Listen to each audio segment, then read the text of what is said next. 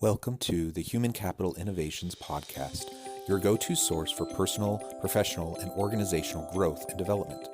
We hope you tune in often for all things people management, organizational development and change, organizational leadership, and social impact related. Maximize your personal and organizational potential with Human Capital Innovations Podcast.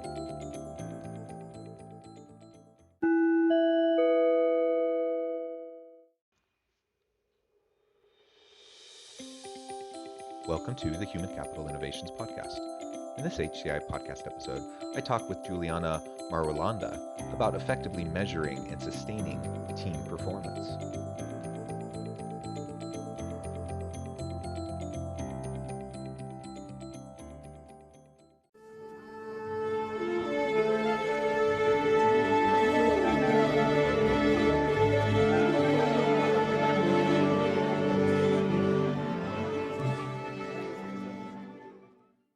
Well, thank you for having me. I really appreciate being here.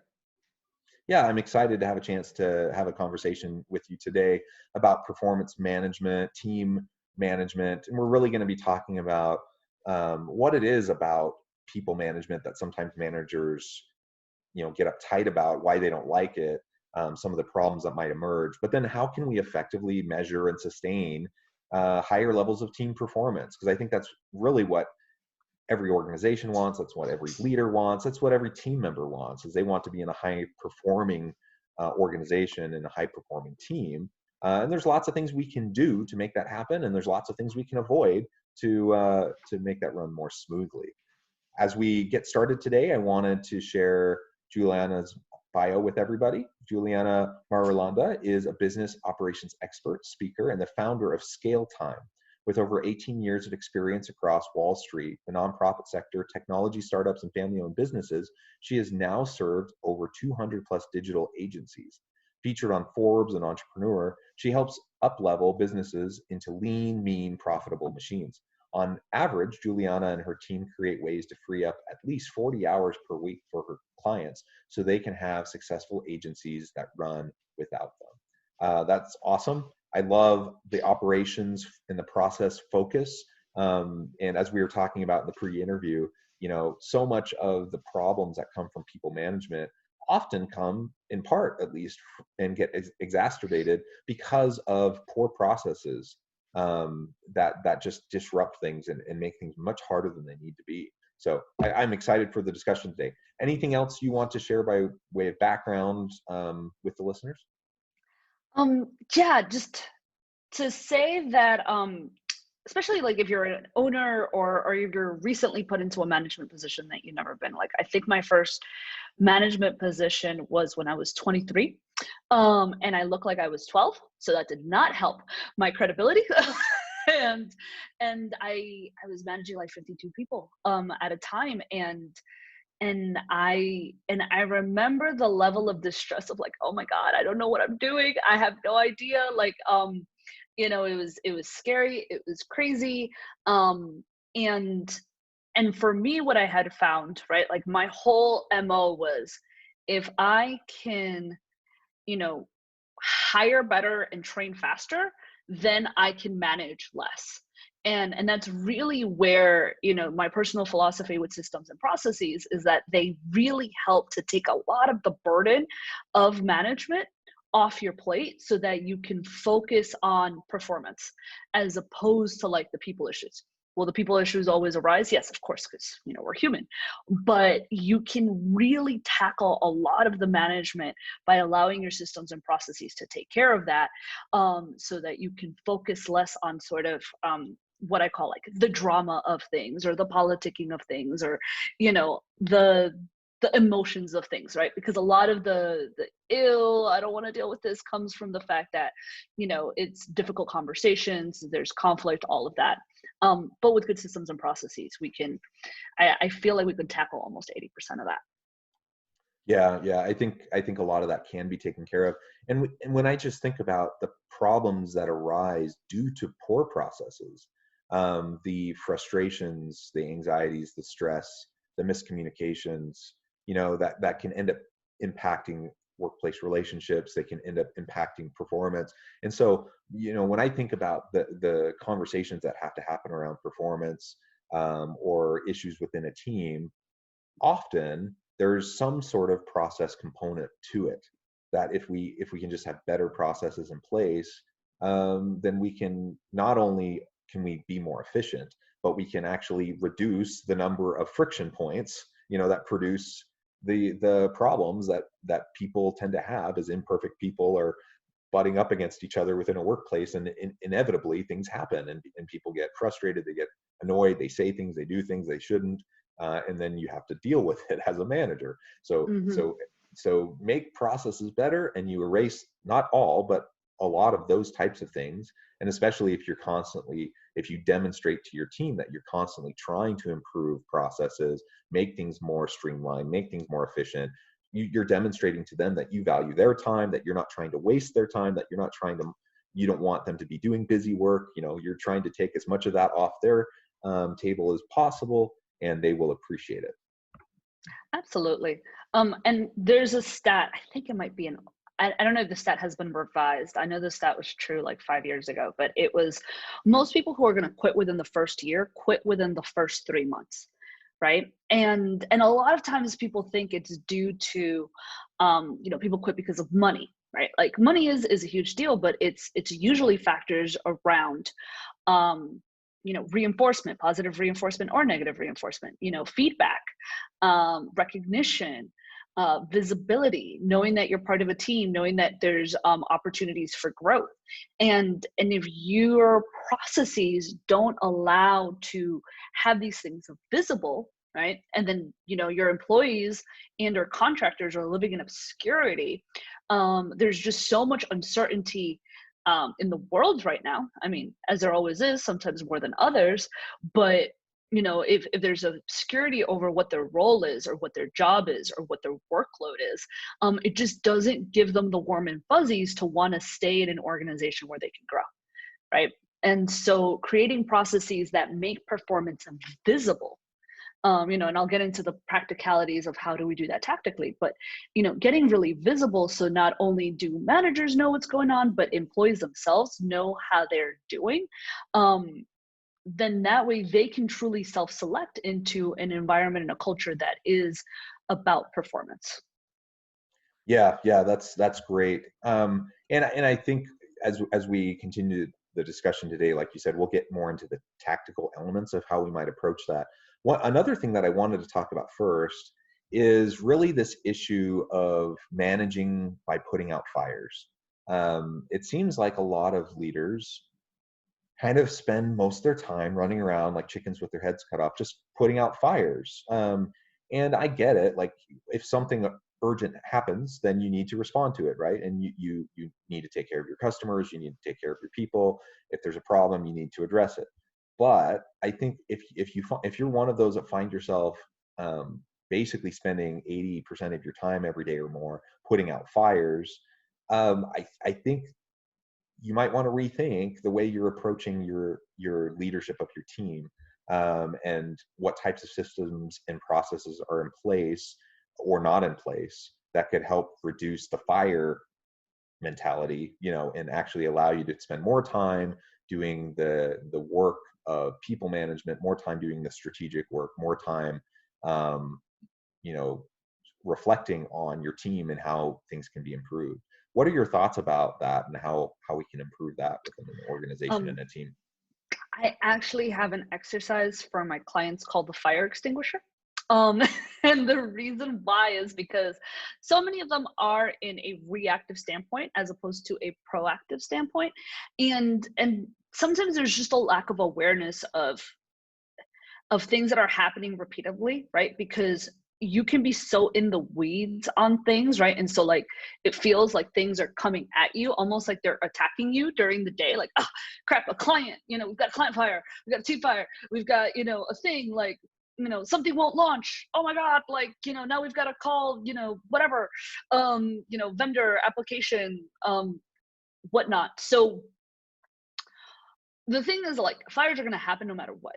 right? But when we start to see something happen more than once, then it's our job to be proactive about it, right? So it's our job to say, okay, how do we diminish the impact of this in the future? And I'm the type of person, like, if it happens once, I'm like, I'm never dealing with this again. I'm like, that's it. Like, something's happening, someone else is dealing with it, like, and so in this exercise, I say, okay, like, what's the thing that actually happened, right? Because especially when there's fire, sometimes we get very emotional about it, right? Like, especially like if it's a client or something, we'd be like, ah, right? This is like, what actually happened? What was the request? What was, and sometimes it can be a repeatable thing. I deal with a lot with digital marketers, and it's a very common fire per se, but that actually isn't really a big fire. Is like, um, a client's credit card doesn't work anymore, right? So they can't continue their advertising, which is like not actually that big of a deal, right? Because how do you deal with that? Or proactively, it's like, okay, you get a second credit card on file. Um, right? Like, so we make sure that we do that, like we feedback loop that into the client onboarding. So, so one of the things, like, what's the thing that actually happened, and then who can deal with it, right? Who can be responsible for it, so it's not the owner. And then what's necessary to make that person responsible for it, right? Like, is there training, is there instructions, like what do we need to do in order to empower that individual to be able to take care of that? And then what are the communications that need to go out? Because usually with fires, there's some sort of initial communication, whether it's an email, a phone call, to the person or to something else, right? So a third party that's affecting the thing that's happening. So, what's the communication that needs to happen? And, and for as much as you possibly can, how can we template that communication? Um, if at all possible, right? So not to the point where it's like robotic, but to the point of like, okay, that way I know that whoever's empowered to do this is going to do it in a way that I would do it anyway, right? Yeah, yeah. And so we have, issues that are escalated, and then, issues that sometimes there's things that don't get escalated that should, which then, become almost like mini fires. I've had clients come to me where they're like, oh man, my team isn't picking up on signals where clients actually want to be spending more, right? Clients actually want more services, or they want more upsells, or they, and these things should be escalated to either an account manager or to the founder or to a salesperson, and they're not, right? So how do we then look for trigger words around things that should be escalated? Because there's two sides of that pendulum. One where you're losing money because you're being super reactive, and then other times you're also losing money because people don't know how to pick up the signals to react.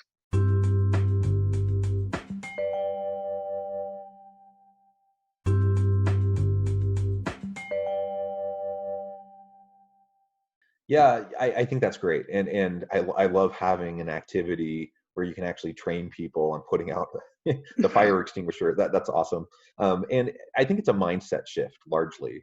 Mm-hmm. You just have a mindset shift about how you're going to proactively address the types of challenges that might come about.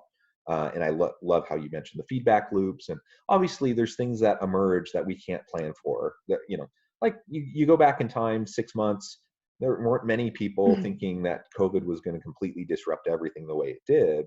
And so, you know, that's a big fire. It pops up. You have to deal with it. It kind of transforms a lot of things. But those types of things are much more rare. The type of like a credit card being declined because it's expired. That's not a big deal. Like those are the types of things that just happen all the time, and so you can plan for it. And the list could go on and on and on and on. And so yeah, there's no reason why we need to expend so much of our bandwidth over those types of issues. I think, which then frees up time for us to focus on other people management issues. And I know one of the things you focus a lot on in your work is about the measuring of team performance. And I like to think about that in terms of sustainability too, because I think a lot of times we're too short-term oriented, and we think, I want to increase my team performance this quarter, and so these are the metrics, these are the KPIs, and we're going to measure that, and we're going to see movement. And that's great. Let's measure things, let's understand where things are going. But short-term progress, while good, if it's done at the expense of long-term sustainability, that's bad. So we have to have a combination approach in how we think about things. So tell me, what are your thoughts in terms of measurement of performance and how we can do that effectively, and also how we connect that with the sustainability piece? Yeah, absolutely. There's sustainability and then there's also capability, right? Because depending on who we have doing the things, right? Depending on how we're measuring, we might have people on the team um, that have tons of capability. Or you might have someone who's super green, or you might have someone that you're training from scratch, right? And so given those things, there's going to be different types of metrics for their individual performance. Now I'm going to put that sentence to the side for a second and then kind of couch this as a lot of the times when people are thinking about KPIs, right, or individual or OKRs or whatever you subscribe to, they're I like to think about it as in a almost like a triangular format, right? Like at the very top is your business. What is it that you're trying to do for the business? Are you in acquisition mode, right? Like, are you basically trying to get as many clients as possible? Or do you have your marketing channel set and now you're really trying to retain clients? Are you in a massive hiring spree and, you're growing very, very quickly? So we need to figure out, okay, how do we maintain culture and sustainability during this part, right? So thinking about where are you in the maturity of your business? What are the goals of the business? And that will really influence and impact the rest of the individual performance, right? Because if you're not hiring, right, there's probably not going to be any real hiring KPIs or anything like around talent.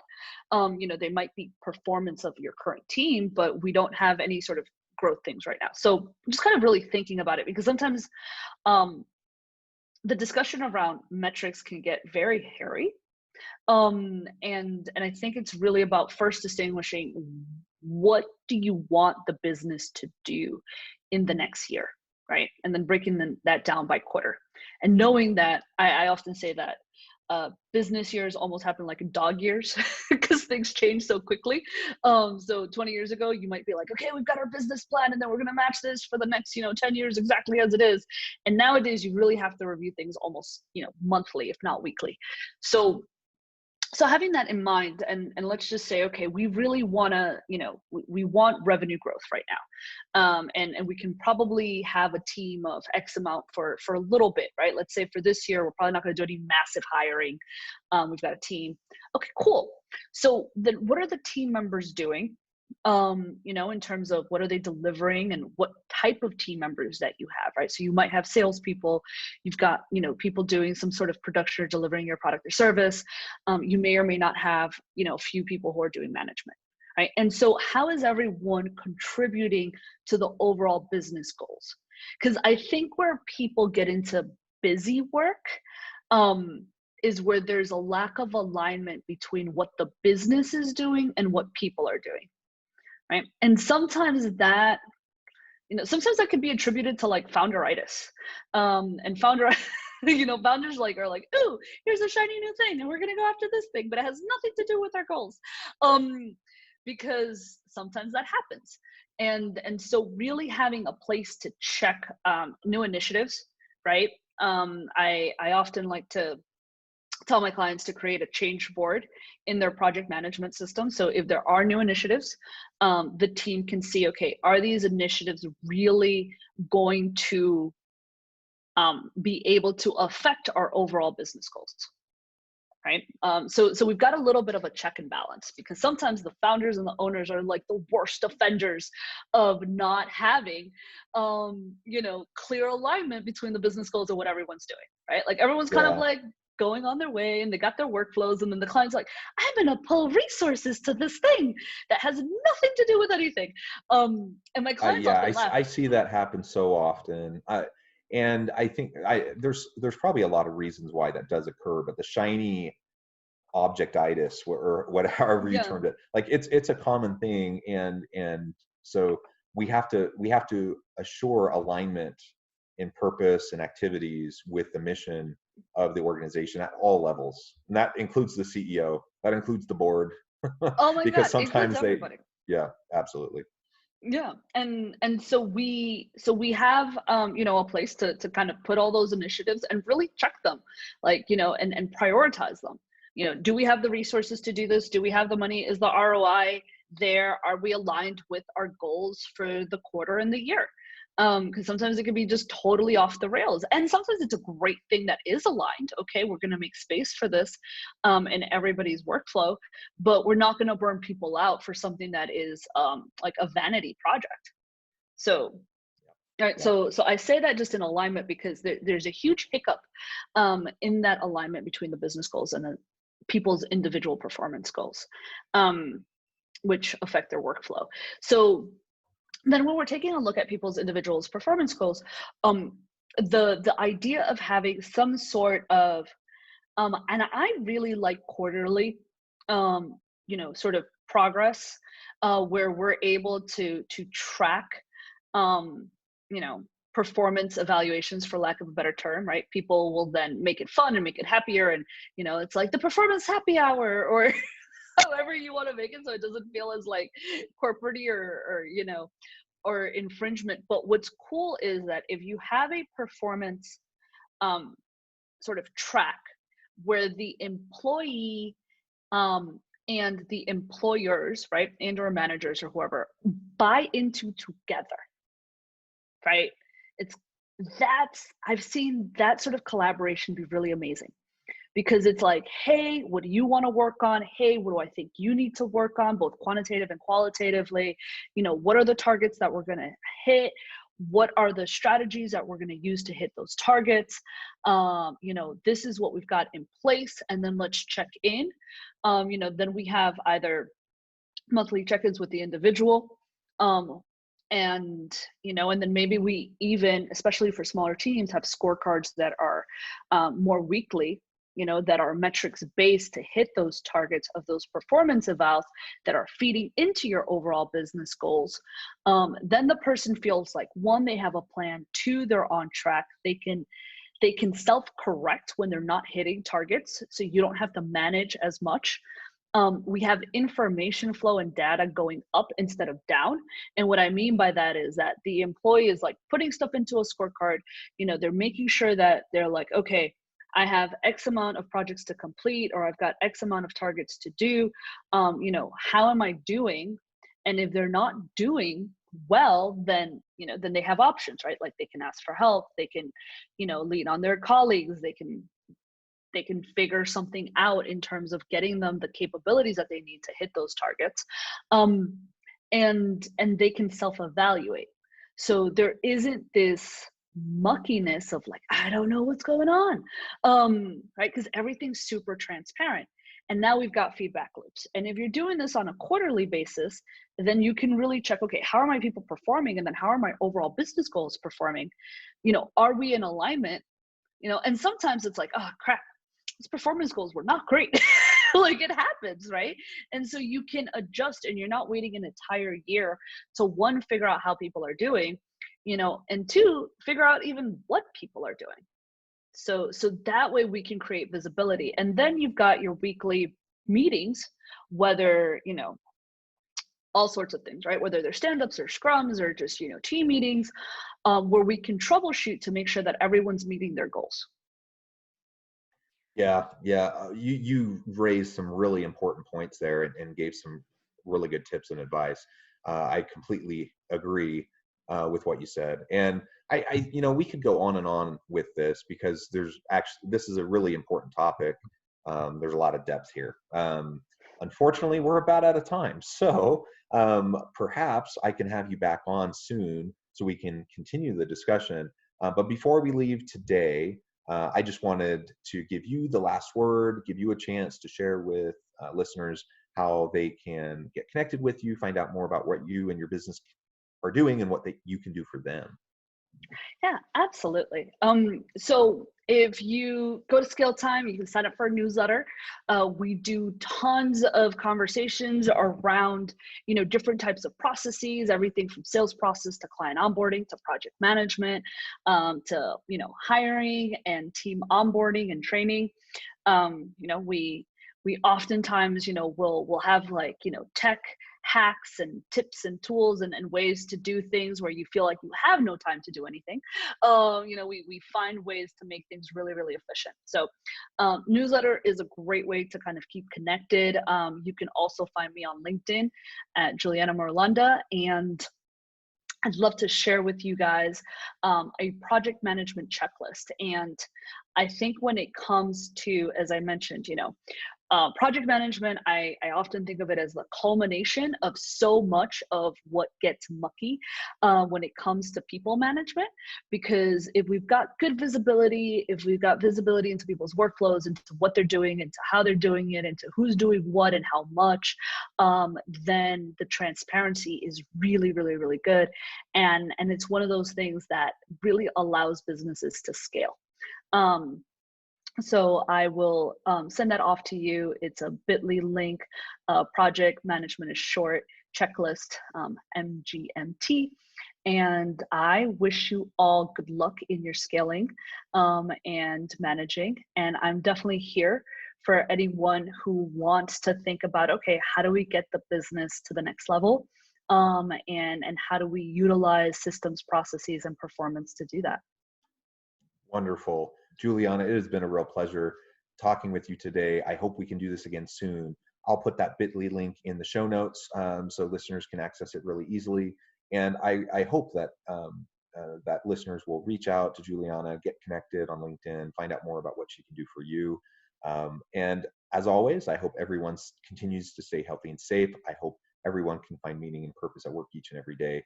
And I hope we all have a great week. Thank you.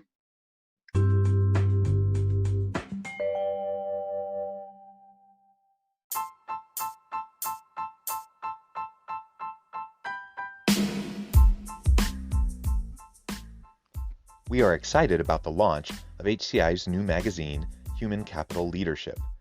Human Capital Leadership is a free, interactive e-magazine designed to help individuals, leaders, and organizations find innovative approaches to maximize their human capital potential. We will be publishing issues quarterly in August, November, February, and May. Check out the first issue and let us know what you think.